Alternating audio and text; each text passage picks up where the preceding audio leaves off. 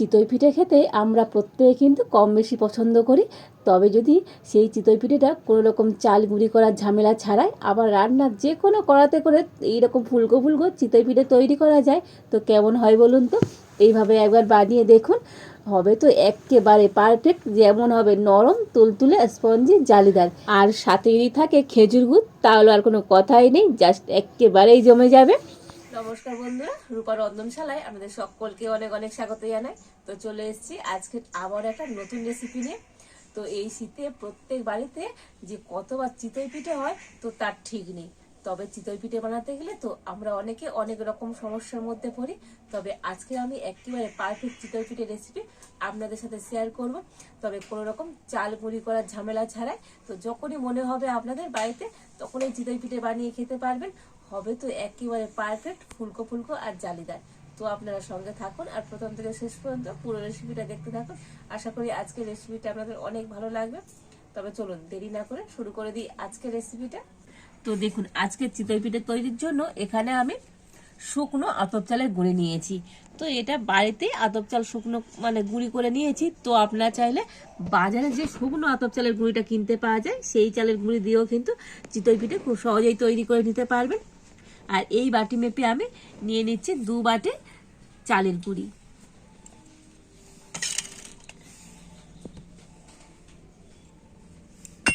আর এবার আমি আতপ চালের গুঁড়ির মধ্যে দিয়ে দেব জল। তবে জল এখানে কিন্তু আমি গরম করে নিয়েছি, মানে উষ্ণ গরম নয়, মোটামুটি ভালোই গরম, দেখে বুঝতে পারছেন ধোঁয়া উঠছে। এই রকম গরম জল নিতে হবে। আর ওই একই বাটি মাপ করে আমি প্রথমে 1 বাটি গরম জল দিয়ে দেব।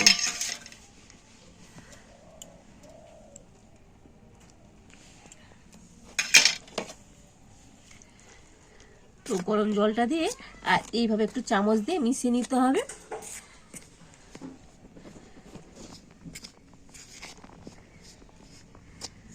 তবে উষ্ণ গরম জল নিলে হবে না, মানে ধোঁয়া ওঠা গরম জল, মানে আঙুল ডুবিয়ে তো রাখা যাবে না, সেই রকম গরম জলটা কিন্তু এখানে নিতে হবে। যেহেতু এটা শুকনো চালের গুঁড়ি, আর জলটা দেবার সাথে সাথে দেখবেন চালের গুঁড়িটা এরকম একটু ডালা ডালা হয়ে যাবে। তো সঙ্গে সঙ্গে চামচ দিয়ে এইভাবে মিশিয়ে নিতে হবে। তো আরও আমি 1 বাটি গরম জল দিয়ে দিচ্ছি। আবারও চামচ দিয়ে একটু ভালো করে মিশিয়ে নেব।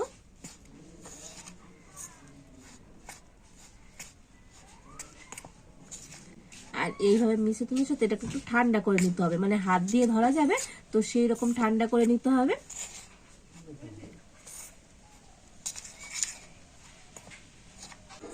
তো চামচ দিয়ে একটু মিশিয়ে আর এটাকে ঠান্ডা করে নিয়েছি। আর এবার আমি এটাকে হাত দিয়ে খুব ভালো করে মেখে নেব।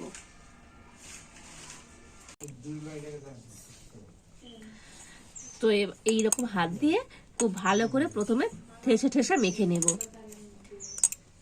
তো এইভাবে করে চিতই পিঠের গলাটা তৈরি করলে তো দেখবেন চিতই পিঠে তো একেবারে হবে পারফেক্ট ফুলকো ফুলকো আর জালিদার।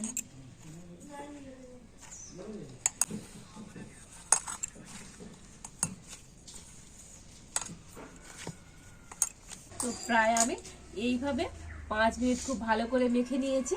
তো আবারও আমি একটু গরম জল দিয়ে দেব।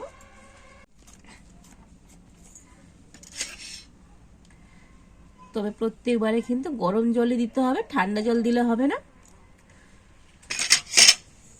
তো এইরকম অল্প অল্প করে জল দিয়ে তো এটাকে খুব সুন্দর গুলে নিতে হবে। আর এইভাবে কিন্তু হাত দিয়ে একটু এরকম ঠেসে ঠেসে মাখতে হবে। এতে করে শুকনো চালের গুঁড়ির মধ্যে যদি কোনো রকম দানা দানা ভাব থাকে তো সেটা কিন্তু আর থাকবে না, একেবারে নরম হয়ে যাবে।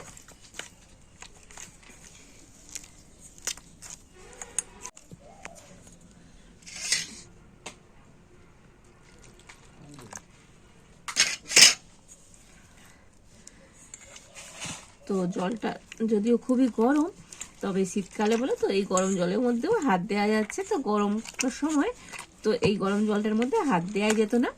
তো এই রকম গরম জল কিন্তু প্রত্যেকবারই দিতে হবে।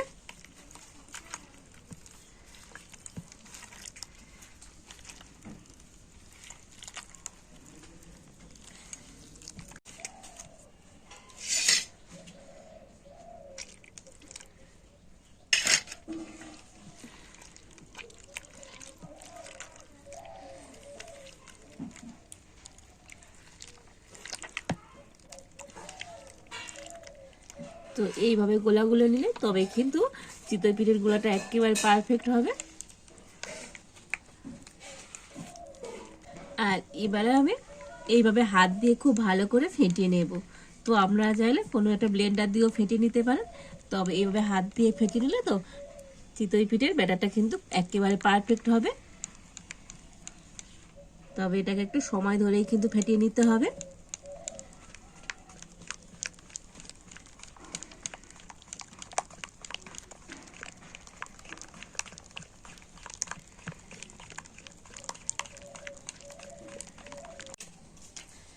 তো এই ব্যাটারটাকে আমি 10 মিনিট ধরে খুব ভালো করে ফেটিয়ে নিয়েছি। আর এই ব্যাটারটা যত ভালো ফেটানো হবে তো চিতই পিঠেগুলো হবে একেবারে ফুলকো ফুলকো আর জালিদার।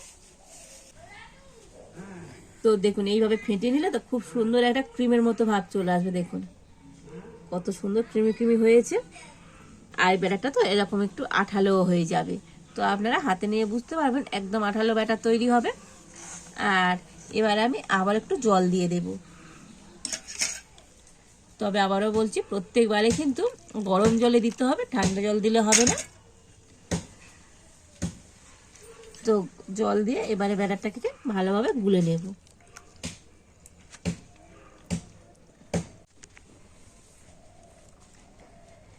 তো দেখুন জল দিয়ে তো ব্যাটারটাকে আমি একেবারে রেডি করে নিয়েছি।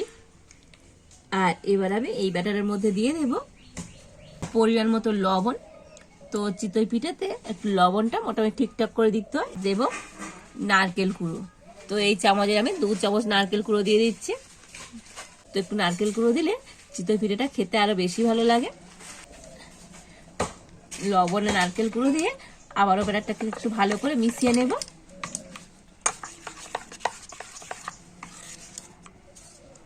তো দেখুন লবণ আর নারকেল কুড়ো দিয়ে ব্যাটারটাকে আবারও কিন্তু খুব ভালো করে মিশিয়ে নিয়েছি। আর এবারে আপনাদের ব্যাটারের ঘনত্বটা একটু দেখিয়ে দিই। তো দেখুন হাতটা ডুবিয়ে নিয়েছি আর হাতার পিছনে কিন্তু একটা হালকা কোট হয়ে গিয়েছে। তো দেখেই বুঝতে পারছেন ব্যাটারের ঘনত্বটা কিন্তু ঠিক এইভাবে করে রেডি করে নিতে হবে।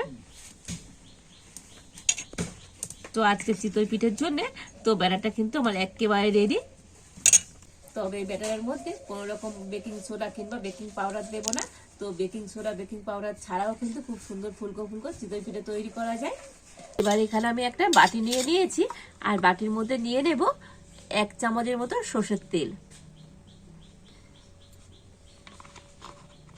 আর দিয়ে দেব 1 চামচ জল।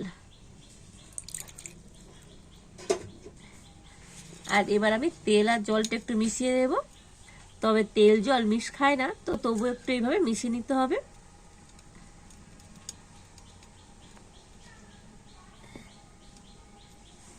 তো উনুনটা জেলে দিয়েছি আর উনানে একটা আমি কড়া বসিয়ে দেব। তো আজকের চিতই পিঠেটা আমি কড়াতেই করে বানাবো।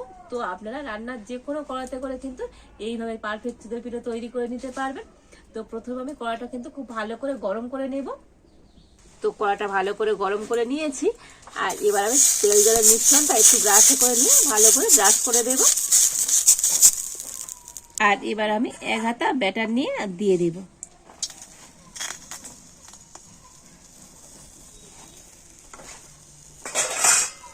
আর এবারে ঢাকা দিয়ে দেব। তো 1 মিনিট পর আমি ঢাকাটা খুলে নেব। আর দেখুন কত সুন্দরভাবে চিতই পিঠেটা ফুলে গিয়েছে দেখুন। আর কড়া থেকে কত সুন্দর ছেড়ে যাচ্ছে, দেখেছেন তো কত সুন্দর ফুলকো ফুলকো আর জালিদার হয়েছে। তো আবার আমি একইভাবে তো তেল আর জলের মিশ্রণটা একটু ব্রাশ করে দেব। মানে প্রত্যেকবার পিঠে দেবার আগে একবার করে তেল আর জলের মিশ্রণটা দিয়ে দিতে হবে। আর আবার আমি 1 হাতা ব্যাটার নিয়ে একদম মাঝখানে এরকম এক জায়গায় এইভাবে ফেলে দিতে হবে। তো আবার আমি ঢাকা দিয়ে দেব। তো 1 মিনিটের মতন ঢাকা দিয়ে রাখতে হবে। আর 1 মিনিটের মধ্যে কিন্তু পিঠেগুলো খুব সুন্দরভাবে রেডি হয়ে যাবে। কত সুন্দর হয়েছে দেখুন, একেবারে ফুলকো ফুলকো। আর কড়া থেকেও কত সুন্দর ছেড়ে যাচ্ছে, দেখেছেন তো কতটা সুন্দর হয়েছে আজকের এই চিতই পিঠেটা।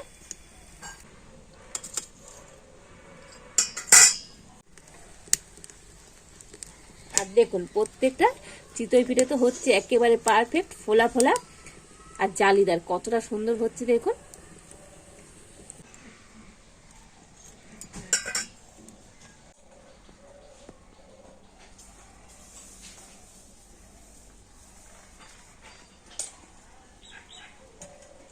তবে চিতই পিঠে তৈরি করার সময় তো উনুনের জালটা কিন্তু একটু জোরেই রাখতে হবে, একটু জোরে জাল দিয়ে তবে চিতই পিঠেগুলো কিন্তু তৈরি করে নিতে হবে। আর এভাবে আপনারা তো যে কোনো কড়াতেও কিন্তু এই পারফেক্ট চিতই পিঠে তৈরি করে নিতে পারবেন। আর এভাবে করে এখন আমি সমস্ত চিতই পিঠেগুলো তৈরি করে নেব।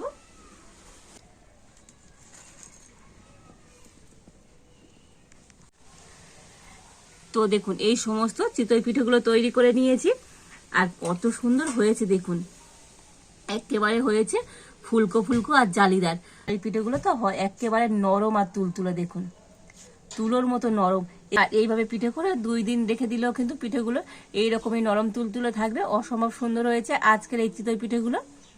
তো একটা চিতই পিঠে তো আপনাদের দেখাবো ভিতর থেকে কত সুন্দর জালিদার হয়েছে দেখুন।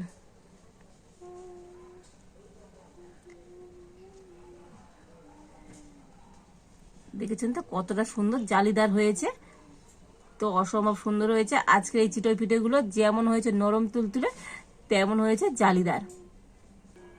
তো প্রত্যেকটা চিতই পিঠে কতটা সুন্দর হয়েছে দেখুন।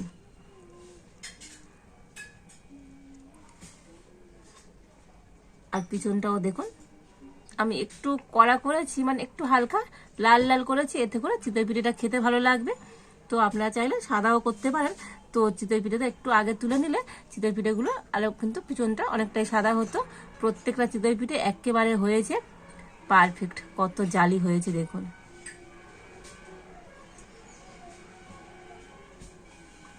আর চিতই পিঠের সাথে গুড় তো না হলেই নয়, নিয়েছি খেজুর গুড়। আর এই খেজুর গুড় দিয়ে চিতই পিঠে খেতে তো দুর্দান্ত লাগে। তো প্রত্যেকটা চিতই পিঠে দেখুন একেবারে পারফেক্ট হয়েছে দেখুন।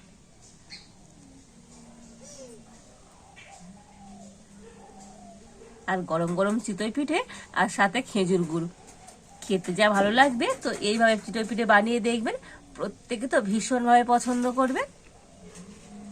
বাড়িতে আপনাদের যখনই চিতই পিঠে খেতে ইচ্ছা হবে, তো আমার মতো করে খুব সহজেই এইভাবে চিতই পিঠে তৈরি করে নিতে পারবেন।